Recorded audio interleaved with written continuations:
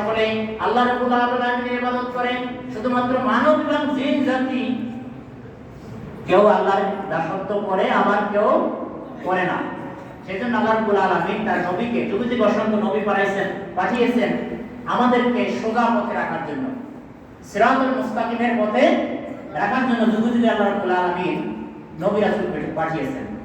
আল্লাহ রাসূলকে আল্লাহ রাব্বুল আলামিন বলেন যে ওয়ারাব্বাকা ফাকাব্বির, আপনি আপনার রবের বরত্ব শ্রেষ্ঠত্ব এই সমাজে ঘোষণা করিয়ে দিন।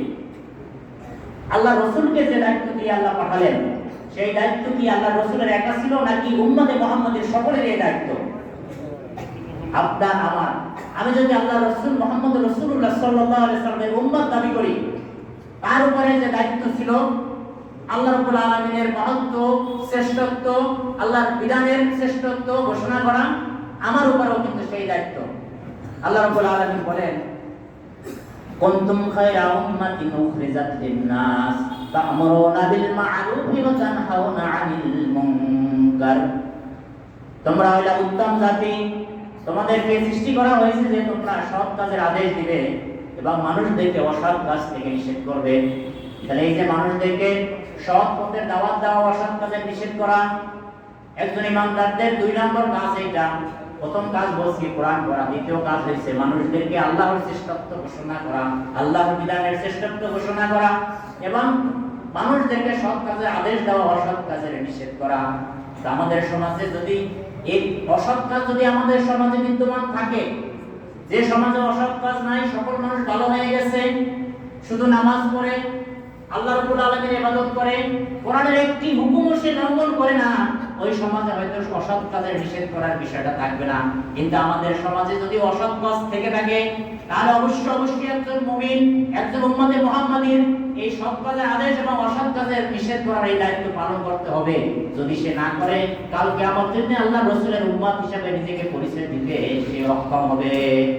নাউযুবিল্লাহ। তো আমরা সেই দায়িত্ব পালন করতেছি কিনা, এটা অবশ্যই আমার সাথে আপনার সাথে মিলে দেখতে হবে।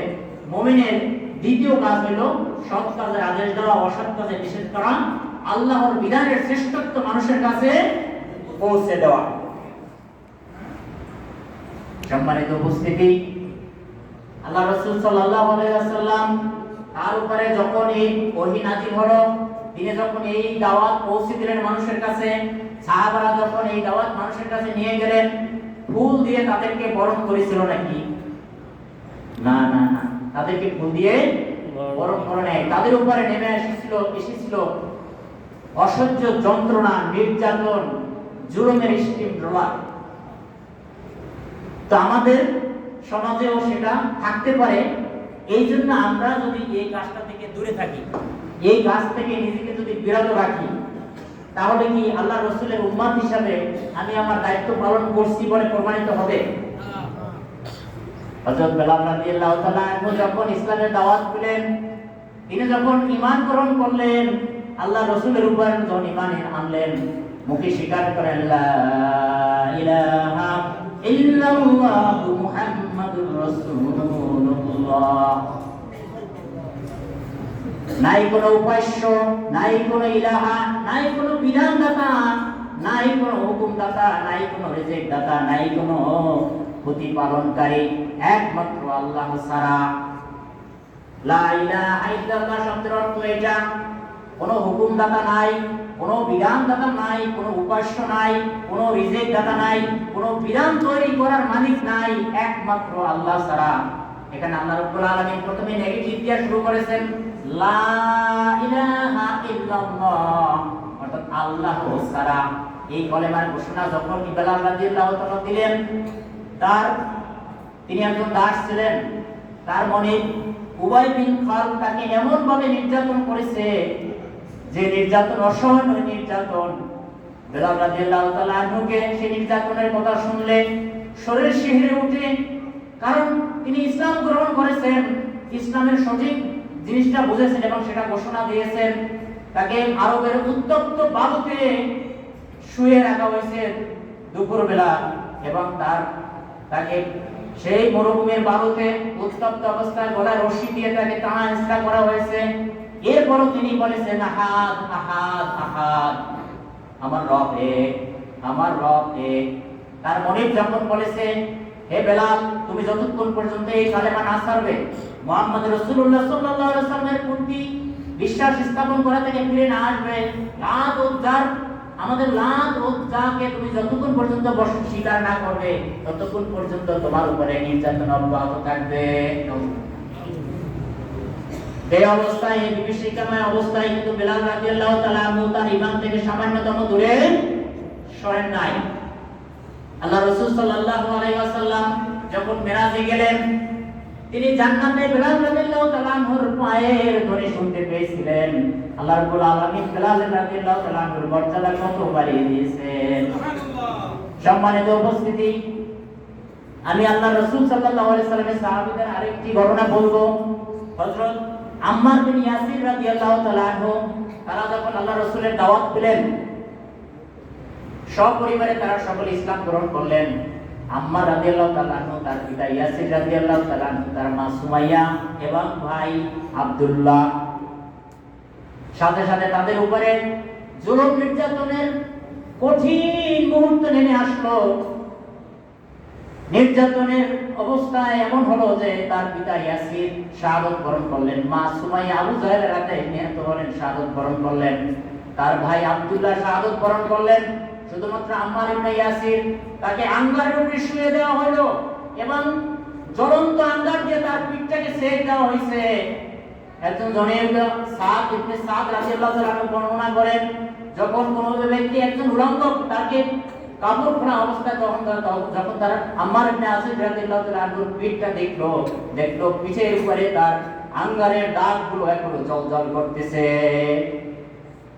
সম্মানিত উপস্থিতি, আল্লাহ রাসূল সাল্লাল্লাহু আলাইহি ওয়াসাল্লাম যে দ্বীনের জন্য সাহাবারা আল্লাহ রাসূল সাল্লাল্লাহু আলাইহি ওয়াসাল্লাম এত কষ্ট করেছেন, এই ইসলাম ধর্মকে প্রতিষ্ঠা করার জন্য, দ্বীনে হককে প্রতিষ্ঠার জন্য, এটা হলো ইসলামের পথ, এটা হলো কি পথ? নূরের পথ। জুলুমাত থেকে নূরের পথ হচ্ছে এটা। তারা যখন বলছে নূরের পথ, এই নূরের পথে থাকা অবস্থায় যদি আমি মৃত্যুবরণ করি, আমার ঠিকানা হবে জান্নাত। আল্লাহ রাব্বুল আলামিন বলেন, ইয়া আইয়ুহাল্লাযীনা আমানু ওয়া আমিলুস সলিহাতি কানাত লাহুম জান্নাতুল ফিরদাউসি নুজুলা। এবং যারা ঈমান এনেছো এবং আমলে সলে করেছো, আল্লাহ রাব্বুল আলামিন তাদের জন্য রয়েছে অবধারিত জান্নাত। এই জান্নাতের সুসংবাদ পেয়ে শত জুলুম নির্যাতন সহ্য করেও সাহাবায়ে কেরাম ঈমানের উপর টিকে রয়েছে। আল্লাহ রাসূল সাল্লাল্লাহু আলাইহি ওয়াসাল্লাম গায়েবে রক্তাক্ত হয়েছেন। উহুদের ময়দানে আল্লাহ রাসূল সাল্লাল্লাহু আলাইহি ওয়াসাল্লাম এমন ভাবে রক্তাক্ত বেহুশ হয়ে পড়েছেন, চতুর্দিকে ছড়িয়ে পড়লো। আল্লাহ রাসূল সাল্লাল্লাহু আলাইহি ওয়াসাল্লাম মৃত্যুবরণ করেছে। আল্লাহ রাসূলের এক সাহাবী হানজালা রাদিয়াল্লাহু তাআলা আনহু নববিবাহিত ছিলেন। আল্লাহ রাসূল সাল্লাল্লাহু আলাইহি ওয়াসাল্লাম যুদ্ধ থেকে তাকে ছুটি দিয়েছিলেন, কিন্তু তিনি যখন বাড়িতে বসে শুনলেন আল্লাহ রাসূল নাই পৃথিবীতে, হানজালা রাদিয়াল্লাহু তাআলা আনহু দৌড়ে আসলেন এবং যুদ্ধে অংশগ্রহণ করলেন। সেই যুদ্ধে হানজালা রাদিয়াল্লাহু তাআলা আনহু শাহাদাত বরণ করেন। এই খবর যখন তার স্ত্রী শুনলো, হানজালা রাদিয়াল্লাহু তাআলা আনহু শাহাদাত বরণ করেছে, যুদ্ধ শেষে দেখা গেল মুসলমানদের 70 জন লোক শাহাদাত বরণ করেছে। আল্লাহ রাসূল সাল্লাল্লাহু আলাইহি ওয়াসাল্লাম দেশ হানজালা রাদিয়াল্লাহু তাআলা আনহুর কাফিন পাওয়া যাচ্ছে না, সকলে ঘুরতেছে। আল্লাহ রাসূল আকাশের দিকে তাকিয়ে আছেন, হানজালার কফিন কোথায় গেল? ওদিকে যখন তার স্ত্রী শুনলো হানজালা রাদিয়াল্লাহু তাআলা আনহু মারা গেছে, দৌড়ে আসছে আল্লাহর রাসূলের কাছে, ইয়া রাসূলুল্লাহ, হানজালা রাদিয়াল্লাহু তাআলা আনহুর উপরে গোসল ফরজ ছিল। আমি জানি শহীদদেরকে গোসল দেওয়া হয় না, তাই যদি হানজালা রাদিয়াল্লাহু তাআলা আনহুকে তাকে যদি গোসল দেওয়া হয়, তার উপরে রাসূলের ভালোবাসা এবং আল্লাহর প্রতি তার অকৃত্রিম বিশ্বাসের কারণে আল্লাহ রাব্বুল আলামিন তার এই ভূমিকা এত বেশি সন্তুষ্ট হয়েছেন, ফেরেশতা দ্বারা তার লাশটাকে আসমানে তুলে দিয়েছেন। সুবহানাল্লাহ। আল্লাহ রাসূল সাল্লাল্লাহু আলাইহি ওয়াসাল্লাম দেখতে পেরে জিবরাইল আলাইহিস সালাম তাকে বললেন, ইয়া রাসূলুল্লাহ, আপনি পরেশান হবেন না, হানজালা রাদিয়াল্লাহু তাআলা আনহুর লাশ কিছুক্ষণের মধ্যে নিয়ে আসতেছে। ফেরেশতারা নিয়ে আসলেন। ফেরেশতারা সাহাবায়ে কিরাম দেখলেন তার চোখ দিয়ে পানি পড়তেছে। আল্লাহ রাসূল সাল্লাল্লাহু আলাইহি ওয়াসাল্লাম সকলকে জানাজা পড়ালেন। সুবহানাল্লাহ। তো তাদের ত্যাগ প্রতীক্ষা দিন কায়েমের জন্য, ইসলামকে প্রতিষ্ঠা করার জন্য, আল্লাহর জমিন আল্লাহর বিধানকে প্রতিষ্ঠা করার জন্য তাদের স্ত্রী পুত্র নিজের জীবনকে তারা কখনো মায়া করেন নাই। সুতরাং আমরাও যারা তার অনুসারী, আমাদেরকেও সেই পথে আজীবন অটুট থাকতে হবে এবং দিনের জন্য নিজের জান মাল সময় শ্রম অর্থ যদি ব্যয় করতে হয় আল্লাহর জমিন আল্লাহর বিধানকে প্রতিষ্ঠা করার জন্য আমরা সেজন্য প্রস্তুত আছি ইনশাআল্লাহ। সম্মানিত উপস্থিতি,